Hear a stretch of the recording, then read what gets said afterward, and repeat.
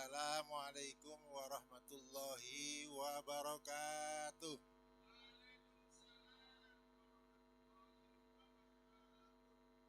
Bismillahi alhamdulillah salatu wassalamu ala rasulillah wa ala alihi wa ashabihi wa mawalah.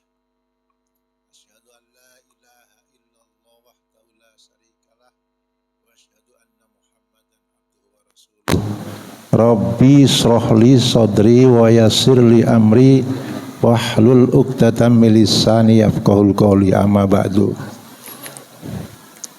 Para alim, para ulama, para asatid, ustazah, para hujat, wabil khusus Al-Mukarram Ketua DKM Bapak Haji Didik Sumaidi seluruh jajarannya, Hadratul Mukarram Ustadzina Al-Kiram Ahinal Magbub Ketua Din Syariah Pak Ustadz Iwan Setiawan, Pak Haji. Permisi Ustadz ya. Bapak-bapak, ibu-ibu jamaah salat tarawih yang semoga dimuliakan oleh Allah Subhanahu wa taala. Yang semoga dimuliakan oleh Allah Subhanahu wa taala. Alhamdulillah, amin ya. Puji dan syukur kehadirat Allah Subhanahu wa taala pada malam yang ke-8 Pak Haji. 8 ya. Alhamdulillah Allah masih memberi kesempatan kita nikmat sehat ya, bisa hadir di sebuah majelis atau bisa hadir di sebuah masjid At-Taqwa dalam rangka menjalankan ibadah sholat maktubah dan sholat sunat tarawih. Semoga seluruh amal ibadah kita selama bulan Ramadan ini diridhoi oleh Allah, ya kan?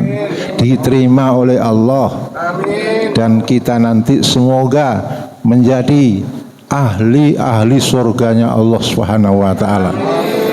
Masya Allah, luar biasa itu. Salawat dan salam tak lupa kita panjatkan kepada baginda alam Habibina wa Syafi'ina Maulana Muhammadin sallallahu alaihi wasallam. Semoga kita semuanya menjadi pengikut beliau yang bisa mengikuti ajaran beliau. Amin ya rabbal alamin. Jamaah salat tarawih yang dimuliakan oleh Allah. Pak RW 10 ngantuk apa ini dengerin?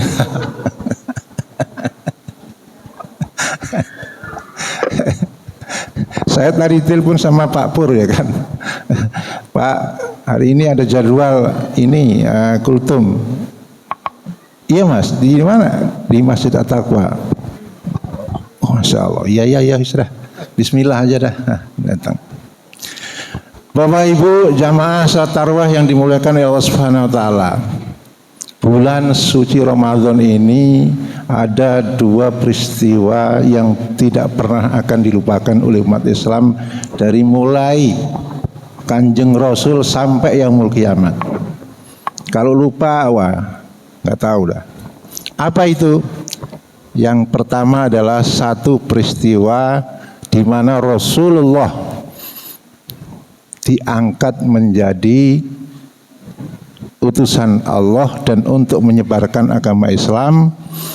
Tepatnya adalah di bulan suci Ramadan Al-Quran diturunkan di Gua Hira, ya kan, yang menerima adalah Nabi Muhammad. Beliau disuruh untuk membaca oleh malaikat Jibril, Iqra.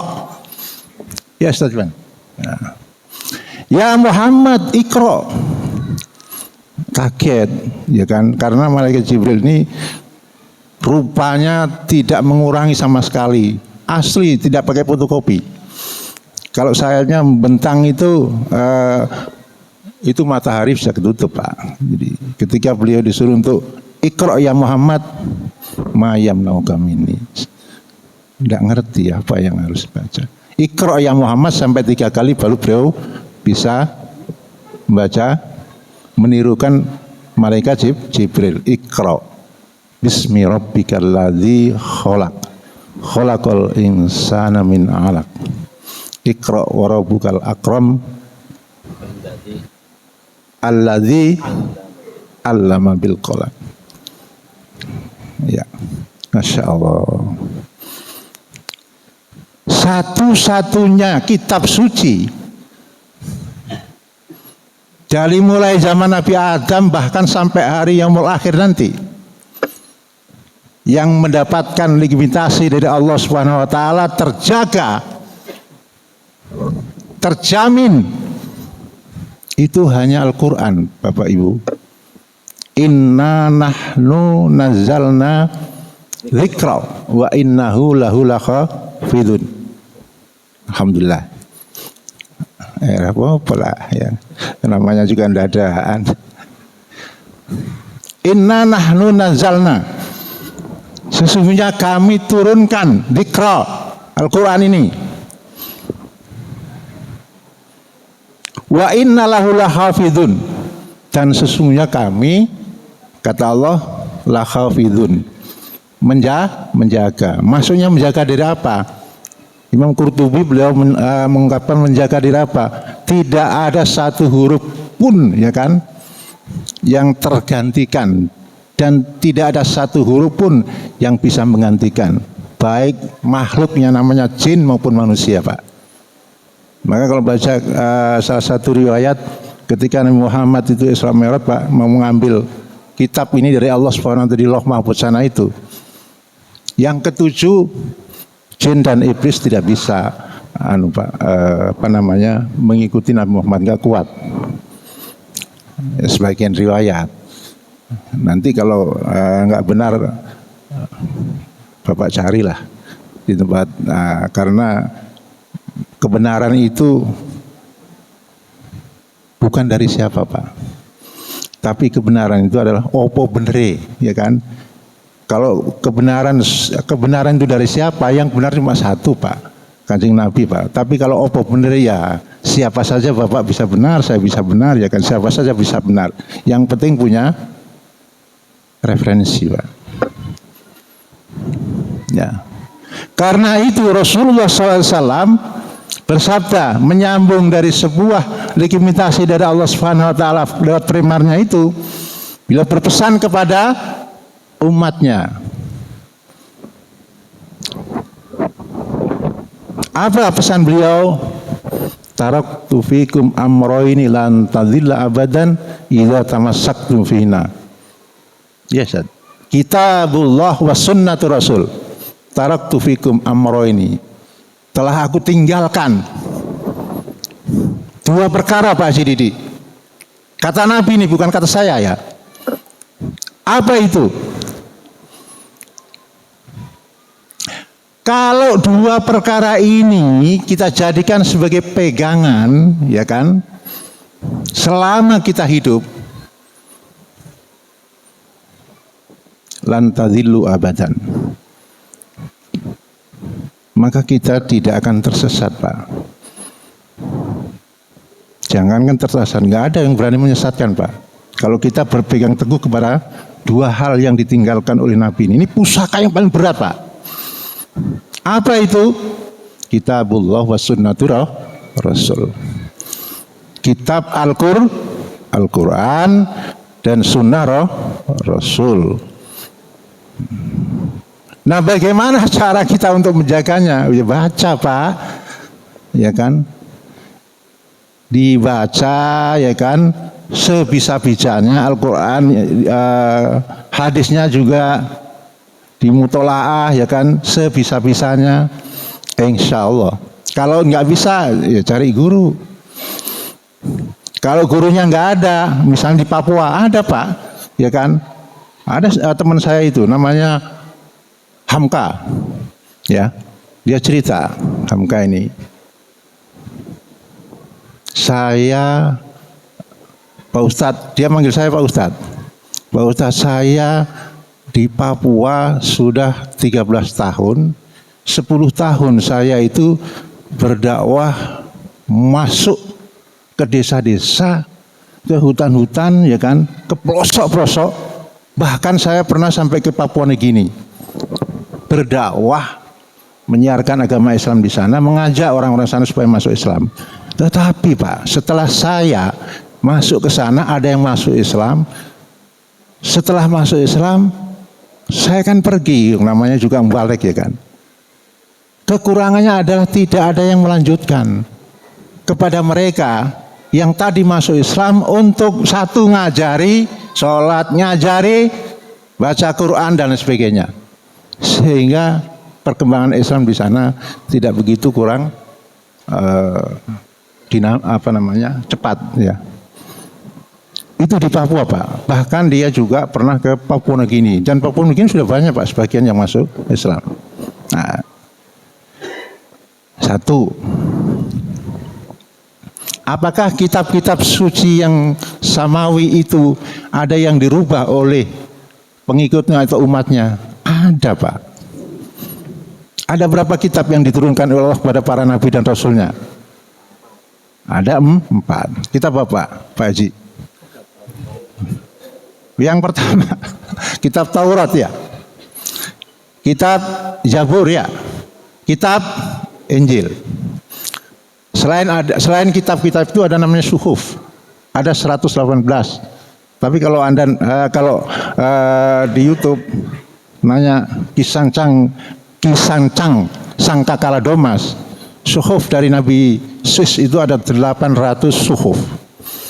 800 suhuf itu ya kan, yang banyak mewarisi adalah dataran tanah Sunda. Nah itu ya. Nah suhuf. Kitab Zabur yang diturunkan pada Nabi Daud ya, itu ada kelompok aliran Yahudi namanya Verenatavira Pak ya. Kelompok ini adalah mengubah kitab Zabur tadi menjadi kitab Talmud. Apa yang diubah? Yang diubah adalah isinya Pak.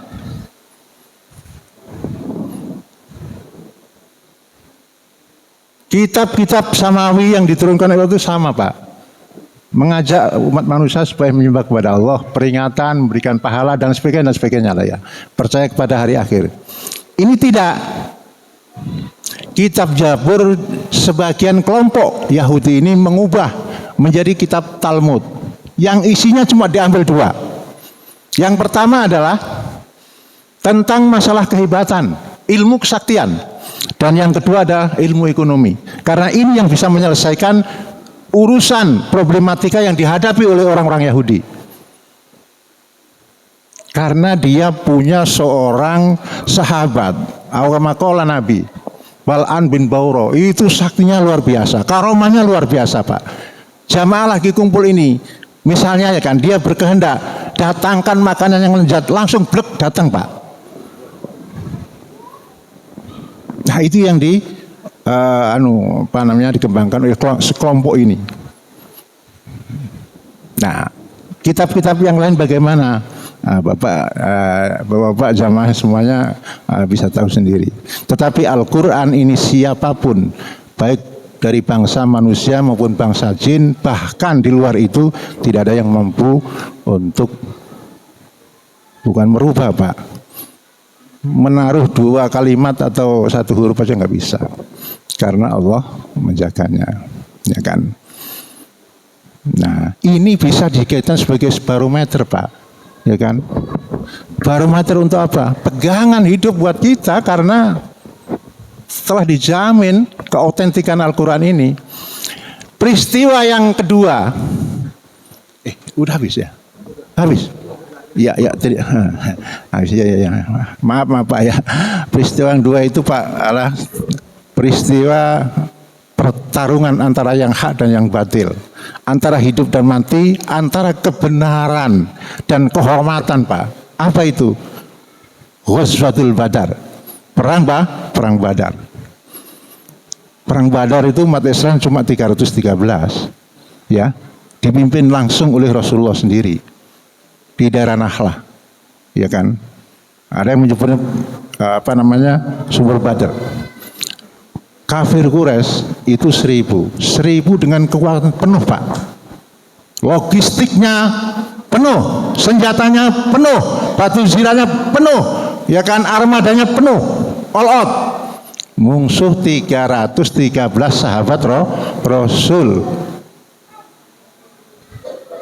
yang senjatanya ada yang bawa pentung, ada yang bawa pisau, ada yang bawa pedang, ada yang bawa batu zirat, ya kan, dan sebagainya. Awalnya itu dinaklah bukan untuk perang, tapi untuk apa? Merampas harta benda umat muslim yang dirampok oleh orang-orang kafir Quraisy.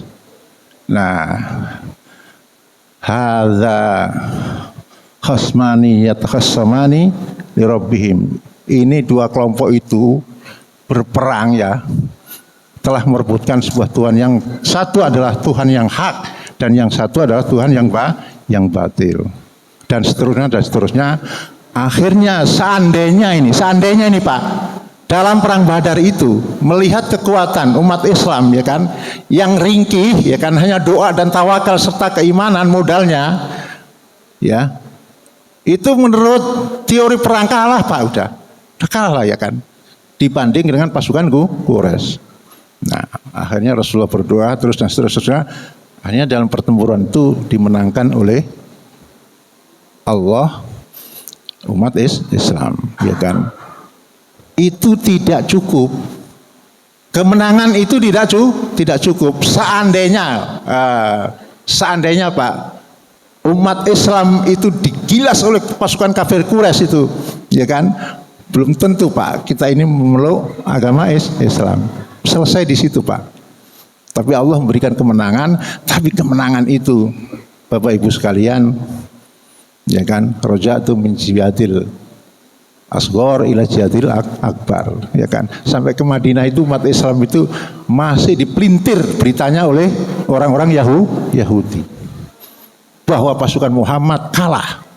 Ya pantas kalah Pak, karena melihat kekuatannya enggak seimbang dan sebagainya, sehingga Allah Subhanahu wa taala terus memberikan satu kekuatan kepada muslimin Madinah ini, diberi kemenangan walaupun banyak tantangan yang dihadapi oleh kaum muslimin. Karenanya kalau Bapak punya kesempatan itu hadiah Fatihah kepada sahabat Nabi yang ikut dalam perang Badar, karena sahabat Nabi yang ikut dalam perang Badar ini dijamin masuk surga. Ustaz ya, saya rasa itu aja ya. Mohon maaf apabila ada kata yang kurang berkenan, ucapan yang kasar, tingkah laku yang gak karuan, karena dadakan Pak ya. Mohon dibukakan pintu maaf. Mudah-mudahan kita semuanya di bulan suci Ramadan ini semua amal ibadah kita diterima oleh Allah Subhanahu wa taala. Amin ya rabbal alamin. Hadanallahu wa iyyakum ajmain. Assalamualaikum warahmatullahi wabarakatuh. Waalaikumsalam.